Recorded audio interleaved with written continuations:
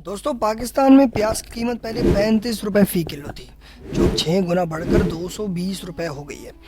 आप ये सोच रहे होंगे कि पाकिस्तान में प्याज के रेट से क्या होगा, तो आपको ये समझाने की कोशिश की जा रही है कि महंगाई का क्या माहौल चल रहा है।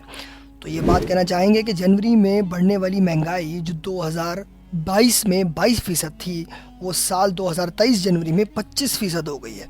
ज़र मुबादला ज़खायर 8 सालों में इस वक्त निचली तरीन सतह पर है।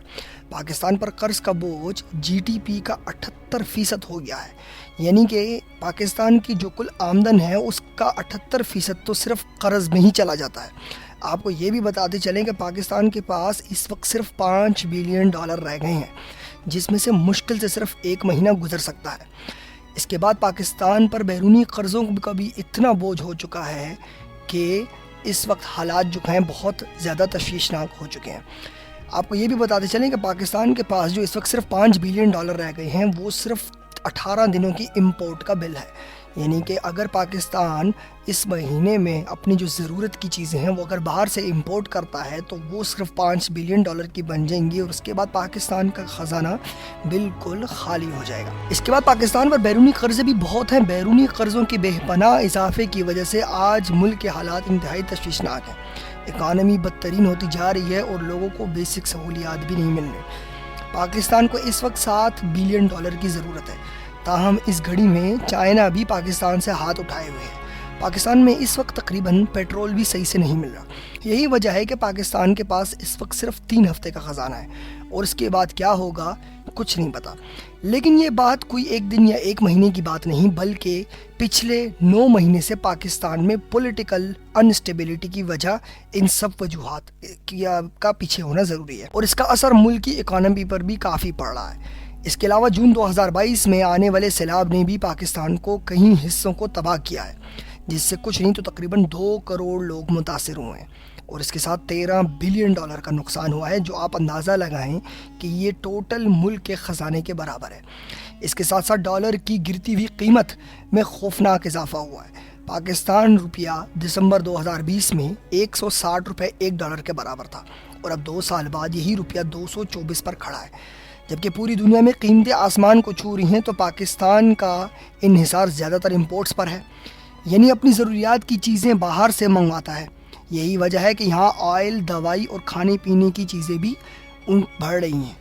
इसका मतलब है कि पाकिस्तान के इस वक्त डिफ़ॉल्ट होने के चांसेस ज़्यादा हैं, जिसका बचना बहुत मुश्किल है। तो ऐसे में एक बार फिर पाकिस्तान सऊदी को उम्मीद की नज़र से देख रहा है, क्योंकि उसे लगता है कि सऊदी उसका साथ नहीं छोड़ेगा। हो सकता है सऊदी इस बार भी पाकिस्तान को बचा ले, लेकिन आखिर सवाल ये उठता है कि पाकिस्तान को हर बार बचाने सऊदी क्यों आ जाता है। इसको डिटेल में इसलिए भी समझना ज़रूरी है ताकि सऊदी के साथ भारत के रिश्ते क्या हैं वो भी आपको समझ में आ सके।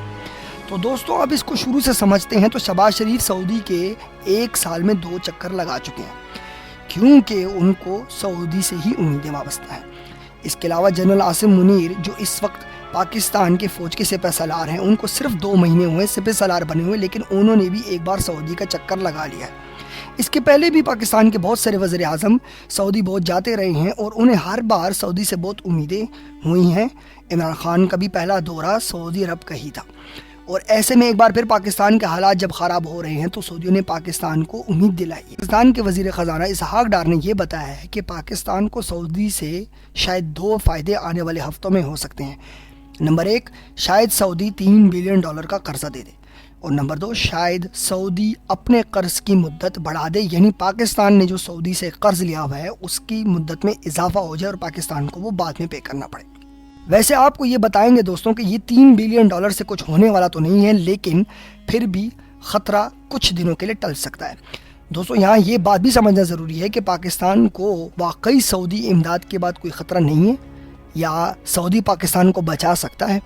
इस पर IMF के एक्सपर्ट्स का कहना है कि सऊदी की इमदाद पाकिस्तान के लिए कुछ महीनों तक फ़ायदेमंद साबित हो सकती है, लेकिन ये कोई परमानेंट सलूशन नहीं है। एक्सपर्ट्स का ये भी कहना है कि इस वक्त पाकिस्तान के पास IMF के पास जाने के अलावा और कोई दूसरा रास्ता नहीं है।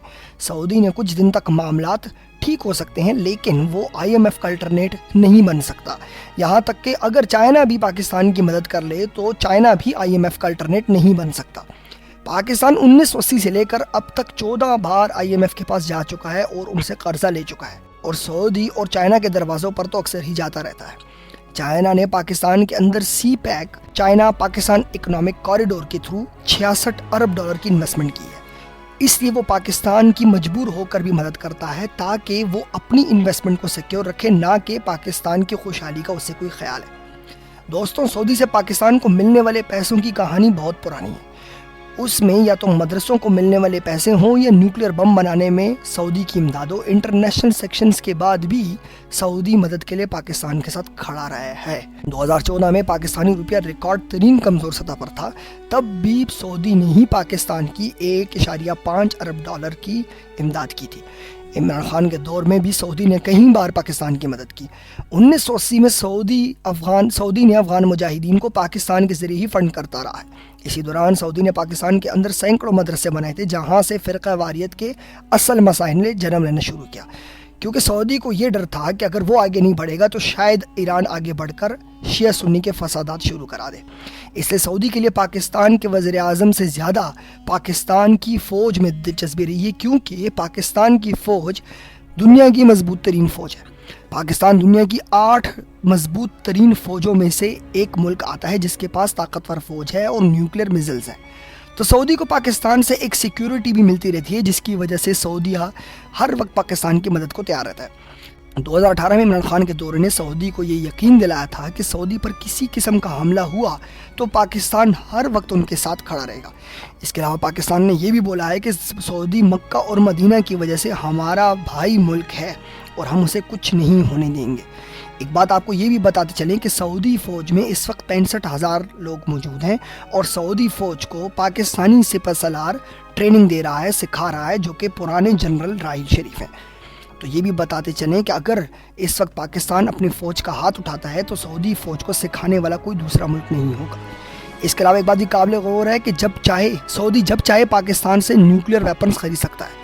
حالانکہ سعودی ہمیشہ امریکہ اور برطانیہ سے سینکڑوں کروڑوں کی تعداد میں ویپن خریدتا رہا ہے، لیکن امریکہ اور برطانیہ نے ہمیشہ سعودی کو نیوکلیر ویپن بیچنے سے منع کیا ہے، جبکہ سعودی کو اس بات پر پورا اعتماد ہے کہ کبھی ملک میں کبھی دنیا میں کسی ملک کے ساتھ اگر سعودی کی جنگ چھڑتی ہے تو سعودی ایک آواز کے اوپر پاکستان کے نیوکلیر ویپنز استعمال کر سکتا ہے، جس کی وجہ سے وہ پاکستان کی ہر بار مدد کو آ پڑتا ہے۔